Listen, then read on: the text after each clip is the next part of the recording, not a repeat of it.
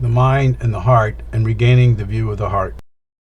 Whether we realize it or not, our creativity and our creative imagination are our most valuable asset and underlies all that we do and all that we are. The Releasing Your Unlimited Creativity understanding is directed at stretching our perception about the nature of reality to open the door to empower our creativity and our creative imagination to access the depth and breadth of our inherent creative ability and creative power.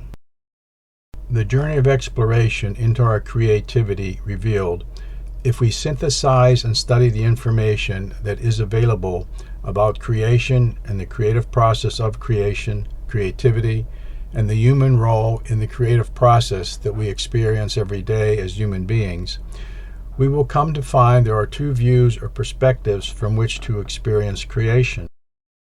The two perceptions from which to live life and view creation are through what one senses or feels, symbolized by the heart, and what one thinks and believes, symbolized by the mind. The view of the mind. The view of the mind is dominated by what we consciously and unconsciously think and believe, and we allow what we perceive by mind to determine how we live our life. That is, we decide our choices more by thinking than feeling. To live from the view of the mind, we make our decisions based upon what we think and believe without regards to what we feel. The mind and what we think and believe is about our creative ability. It's about knowing how to bring something into existence. The view of the heart. The view of the heart is to use symbolically what we sense and feel. It does need to be noted here that using the heart to symbolize what one senses and feels can be slightly misleading. Feeling is about sensing the energies that give rise to creation in which we create our experiences. Without a flow of energy, nothing happens. The heart is not the sensing organ. The body and our being is what senses the energy of creation. We sense with our entire body and with our entire being. The body is actually a much better symbol for sensing the energy than the heart. As such, we need to remember that it is the body that is actually doing the sensing, and we need to become intimately aware of what we feel in our body and within our being. However, the heart is seen as the organ that pumps the life-giving blood through our body, creating a flow of life. It is this flow of energy that animates our life and gives rise to our creative power. It is the flow of energy that animates our life with which we must align to access our creative power. In this regard, the heart is the best symbol to represent the flow of energy that is sustaining the body and the best symbol for our creative power. It is essential that one learns to discern what one feels. There is the need to discern the flow that is a result of one's own flow of energy from the energies one senses in our environment. As such, the heart symbolizes what we feel and sense. The view of the heart is to become aware of what we feel. But the awakened heart awareness is about understanding what we feel and why we feel the way we do. To live from the view of the heart, we need to learn to feel the flow of energy within and through our body. We need to discern the energy we feel, which is arising from within and from what we feel in our environment. In doing so, we can learn to understand and feel what thoughts, memories, words, and deeds serve us and those that don't. Then, in that awareness of what serves, to allow what we feel to determine how we live our life. The relationship of the view of the heart and the view of the mind. These two ways to view creation cause the human to seemingly bridge two dissimilar worlds that appear totally separate from each other. But in reality, they are connected like the flip sides of a coin. At the center and throughout the coin, the essence is the same. As we move outward to the face of the coin, the faces of the coin are different because of how the coin is molded based upon the impression the environment makes or stamps onto the coin. Yet, what gives rise to each face is identical to its essence. The two sides are not different except in how they are viewed. What needs to be understood is that these two perceptions from which we live life and view creation, what one feels and what one thinks, are like two, quote, eyes, or rather two sets of eyes from which to view reality.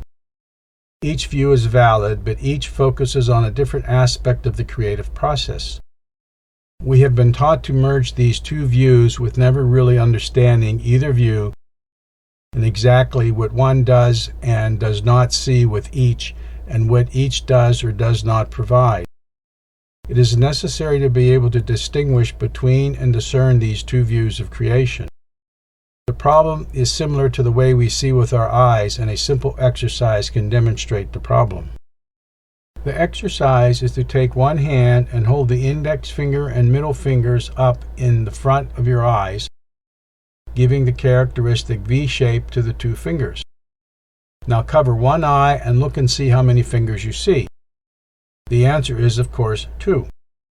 Now if you cover the other eye and look and see how many fingers you see, again the answer is 2. Now if you look at the two fingers with both eyes, you will again see 2.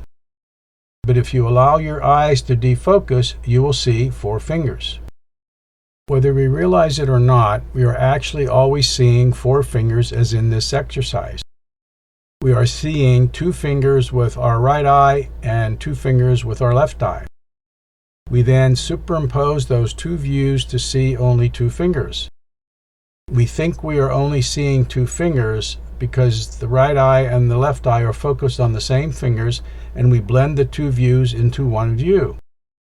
This is why many people have glasses where the right and left lens are different, so the glasses bring the 2 eyes to focus on the same object, and the object is not blurred as a result of 2 different images not being in focus with each other. This is how we view our life in creation. We have 2 views from which to experience our life in creation: the view of the mind and the view of the heart. As said, we have been taught to merge these 2 views with never really understanding either view. Most would probably say they understand the view of the mind and the view of the heart, but if they did, they would be responding to life differently. Regaining the view of the heart. Both of these views are available to us in any moment. However, the view of creation we have is based on how and where we place our awareness. Most, if not all, have been taught to live their life and view creation from the perspective of mind. All have had the experience of viewing life totally unbiased from their heart and what one feels. We have experienced the state of being as a child before our mind steps in with its judgments. Most of us have lost that ability early in life and have to work to regain it. Each of us had this experience of creating unbiased from the heart before one became aware of the judgments of mind. However, very few consciously remember having experienced the view totally from the heart, for it occurred before mind steps in with its interpretation and judgments about life. All of us have experienced the view of the heart, and it is experienced as spontaneous and innocent, childlike play of discovery and exploration of oneself and of the world in which we find ourselves. However, we did so as a small infant, and by the time we are 4 or 5, mind has already distorted the view of the heart because of how mind learned to respond to the world and survive in the world. In essence, we have lost, or rather simply misplaced, our, quote, heart awareness or, quote, heart consciousness, yet it is available to us. The loss of, quote, heart awareness causes us to lose the conscious connection with the unseen world and conscious awareness of the deep undercurrents of creation. As we grow older, remnants persist. We experience the remnants as our intuitive guidance. Yet many never really learn to trust, let alone use their intuitive guidance in many forms that it can take. To access the heart awareness, one needs to move towards having a conscious experience of the state of being characterized as spontaneous and innocent, childlike play of discovery and exploration of oneself and of the universe, characterized by that play of a child before mind steps in. How our mind developed a view or perspective of creation and itself, and this view or perspective developed by our mind determines how we lost this heart awareness and the ability to be in spontaneous and innocent childlike play. The conscious and subconscious experiences we have that thwart our play and the response patterns we develop to protect ourselves in the future are what prevents us from returning to that state of play. For many, regaining the view of the heart requires one to reawaken their ability to feel. This is done by revisiting the reasons why this ability was shut down or turned off in the first place. Often one needs to revisit memories of the past experiences to see how we have bound or otherwise thwarted the free flow of our creative life energy because of the pain of the experiences we had. For many, this means re-examining the pain of the past and the fear that keeps the door shut. But revisiting the past does not have to be traumatic or even painful. It can be made playful.